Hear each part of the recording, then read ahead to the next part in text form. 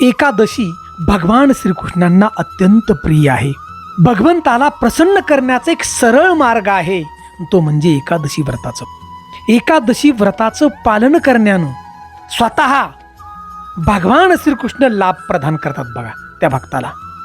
तर मित्रांनो, आज आपण मार्गशीर्ष महिन्यामध्ये येणारी कृष्ण पक्षातील सफला एकादशीची सुंदर अशी कथा ऐकणार आहोत. आणि ही जी कथा आहे ही भविष्य उत्तर पुराणातली कथा आहे. प्रत्यक्षात भगवान श्रीकृष्णांनी, मी हनुमंत पवार धारकरी, तुम्ही पाहताय मराठी मोटिवेशन हिस्ट्री चॅनल. ओम नमो भगवते वासुदेवाय नम अशी कमेंट जरूर करा. राजा युधिष्ठिराला सांगितलेली कथा आहे या सफला एकादशीची. ही कथा नुसती ऐकल्यानं तुमच्या जीवनामध्ये घडलेली जी पापं आहेत, कळत न कळत ही सगळी पापं नष्ट होतात हो. आणि तुम्ही जे कार्य करत आहात त्या कार्यामध्ये तुम्हाला सफलता निश्चित प्रकारे मिळेल. आणि त्यासाठी ही सुंदर अशी कथा नक्की ऐका आणि एकादशीचं व्रत करा. चॅनलवरती प्रथम असाल तर नक्की सबस्क्राईब करा. तर मित्रांनो, एके दिवशी भगवान श्रीकृष्णांना प्रश्न विचारला राजा युधिष्ठिरानं. हे माधव, हे प्रिय श्रीकृष्ण, मार्गशीर्ष महिन्यातला कृष्ण पक्षात येणारी जी एकादश आहे, हे एकादशीचं पालन कसं आणि याची कथा काय आहे? राजा युधिष्ठिराचं हे बोलणं ऐकून भगवान श्रीकृष्णांनी स्मित हास्य केलं आणि त्या ठिकाणी म्हणाले. आणि प्रत्यक्षात भगवान श्रीकृष्ण या ठिकाणी या एकादशीचं वर्णन करतायत की हे राजन, तू ध्यान देऊन ऐक.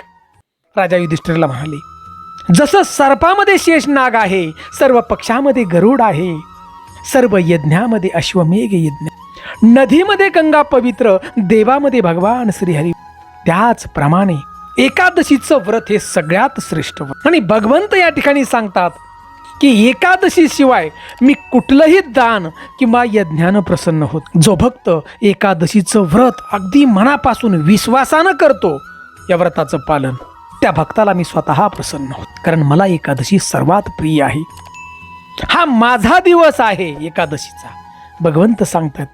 म्हणून बघा, माधव तिथी सुद्धा म्हटलं जातं. भगवान श्रीकृष्ण या ठिकाणी सांगतात की मार्गशीर्ष मधल्या कृष्ण पक्षात येणाऱ्या एकादशीला सफला एकादशी असं म्हण. आणि भगवान श्रीकृष्ण सुंदर अशी कथा राजा युधिष्ठिराला सांगू लागले की या पृथ्वीवरती चंपावती नावाचं एक नगर होतं. आणि हे जे नगर आहे ना, माहिष्मती राज्यामध्ये येत होतं. आणि या माहिष्मती राजाला 4 पुत्र होते. मोठ्या मुलाचं नाव होतं लुंबक. आता हा लुंबक जो पुत्र होता राजाचा, फार पापी होता. एवढा पापी होता की त्या राज्यातील स्त्रिया सुद्धा बघा तो जबरदस्तीनं धरून आणत होता. आणि हा जो राजाचा पुत्र हा फार पापी होता बघा. मांस खाणारा होता, जुवा खेळणारा होता, म्हणजे पत्ता खेळणारा होता, जुगार खेळणारा होता. त्या राज्यातील ब्राह्मण, वैष्णव, देवता यांची तो निंदा करायचा. ब्राह्मण दिसला की थांबायचा आणि त्याची निंदा करायचा.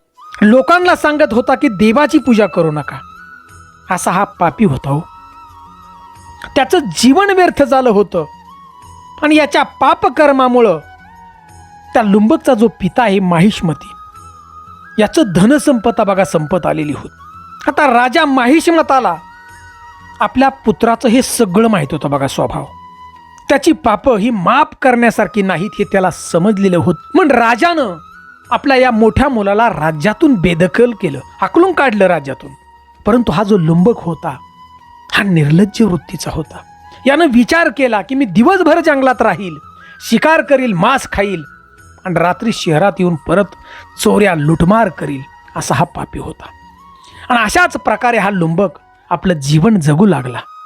दिवसभर तो शिकार करायचा, प्राण्यांना मारायचा, मांस खायचा आणि रात्रीच्या चोऱ्या करायच्या जवळपासच्या भागामध्ये. त्याचं पाप वाढत होतं. असेच दिवस चालले होते. आणि पुढं मार्गशीर्ष महिना आलेला. आणि या मार्गशीर्ष महिन्यामध्ये शुक्ल पक्ष होता, म्हणजे एकादश होती दुसऱ्या दिवशी. आणि त्याच्या आदल्या दिवशी भयंकर अशी कडाक्याची थंडी पडली होती. आणि हा जो लुंबक होता थंडीनं काकडत होता.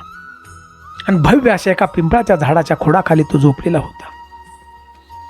भयंकर अशी थंडी होती, त्यामुळे त्याला झोप लागत नव्हती बघा. रात्रभर तो काकडत पडला होता. आणि त्यामुळे तो दुसऱ्या दिवशी आजारी पडला. तो चालू शकत नव्हता. हातपाय त्याचं थरथर कापत होतं. आणि त्यामुळे जंगलात जाऊन तो शिकारही करू शकत नव्हता.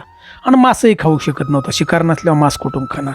लुंबकचा हा प्राण कंठात आल्यासारखा होता मी जवळ म्हशी, कारण त्याला खायला बी काय नव्हतं आणि थंडीनं काकडला होता.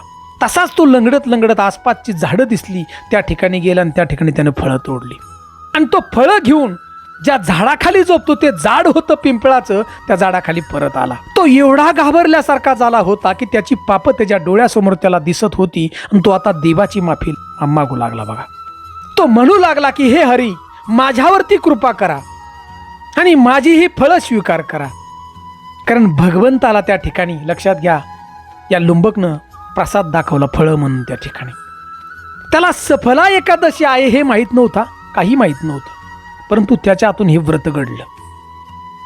भगवंताची त्यांनी सेवा केली, प्रसादही दाखवला होता भगवंताला आणि निस्वार्थ या सेवेनं भगवंत लुंबकला प्रसन्न झाले. बघा, आणि वरदान त्या ठिकाणी दिलं की एकादशीच्या दिवशी पांढरा घोडा तुला नेण्यासाठी येईल.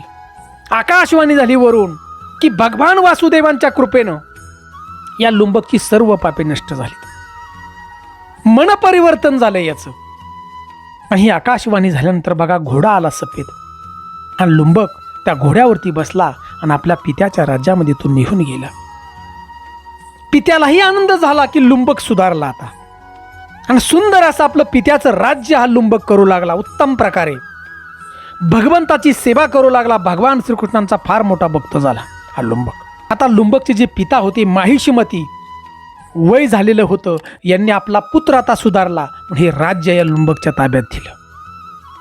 पुढं काळ निघून चाललेला होता आणि बघा लुंबकचं वय झालं. पुढं माता पिता गेल्यानंतर काही वर्षानंतर लुंबकचं वय झालं आणि या लुंबकने आपल्या मुलांच्या ताब्यात पुढं राज्य दिलं. बघा, हे माहिष्मतीचं हे राज्य जे होतं आणि स्वतःचा देहत्याग त्याने योगशक्तीनं त्या ठिकाणी केला. बघा, कारण भगवान श्रीकृष्णांचा तो भक्त होता आणि भगवंताच्या भक्तीमुळे भगवत धाम त्याला प्राप्त झालं, मोक्ष प्राप्त. आणि सुंदर अशी कथा भगवान श्रीकृष्ण राजा युधिष्ठिरला सांगत होते की शेवट झाला कथेचा.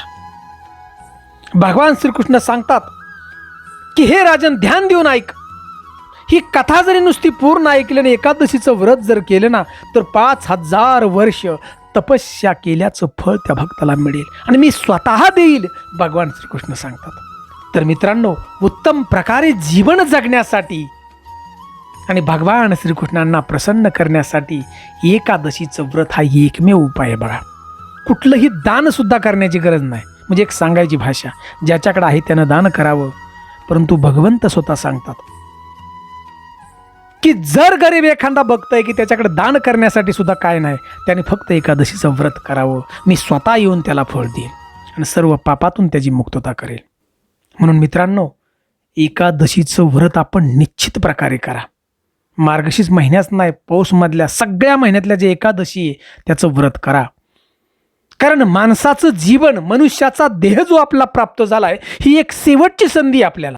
जन्ममरणाच्या मृत्यूच्या चक्रातून सुटण्याची ही संधी आहे. ही भगवंताची सेवा केल्यानं या चक्रातून आपली सुटका होईल. बघा, एकादशीचं व्रत केल्यानंतर स्वतः भगवंताने सांगितले ही एकमेव संधी आपल्याला. 84 लाख योनीतून ही संधी बघा आपल्याला. का तर परत माणसाचा जन्म लगी नाही. विश्वासानं करा आणि भगवंताच्या पायाशी लीन होऊन जा. ओम नमो भगवते वासुदेवाय नम अशी कमेंट आपल्या हातानं जरूर लिहा, कारण या लिहिण्यातून सुद्धा एक प्रकारचं पुण्य आपल्याला प्राप्त होतं की देवाचं नाव आपण लिहितोय, मालकाचं नाव लिहितोय आपण. जय हिंद, जय महाराष्ट्र.